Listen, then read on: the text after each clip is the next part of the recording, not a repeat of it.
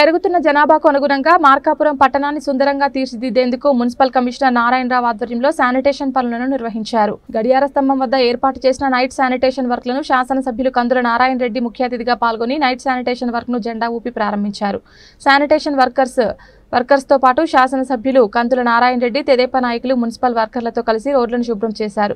పెరుగుతున్న జనాభాకు అనుగుణంగా పట్టణ సుందరీకరణకు ప్రత్యేకంగా చర్యలు తీసుకుంటూ పట్టణాన్ని మరింత సుందరంగా తీర్చిదిద్దేందుకు నైట్ శానిటేషన్ వర్క్ ప్రారంభించడం ఎంతో ఆనందంగా ఉందని, కార్మికులు పట్టణ ఆధునీకరణకు తమ వంతు సహాయ సహకారాలు అందిస్తూ పట్టణాన్ని మరింత సుందరంగా తీర్చిదిద్దేందుకు శానిటేషన్ రాత్రి సమయాల్లో చేస్తూ పట్టణ సుందరీకరణకు పాటుపడుతున్నారని, ప్రజలు సైతం తమ గృహాలలోని చెత్త చెదారాన్ని చెత్త సేకరణ వాహనాలు వచ్చినప్పుడు వారికి ఇవ్వాలని, పట్టణ ఆధునీకరణకు ప్రతి ఒక్కరూ తమ వంతు సహాయ సహకారాలు అందించాలని శాసనసభ్యులు కందుల నారాయణ రెడ్డి పిలుపునిచ్చారు. నైట్ శానిటేషన్ కార్యక్రమంలో మున్సిపల్ కమిషనర్ నారాయణరావు, ఏఈ మరియు మున్సిపల్ కార్మికులు, తెలుగుదేశం పార్టీ నాయకులు పాల్గొన్నారు.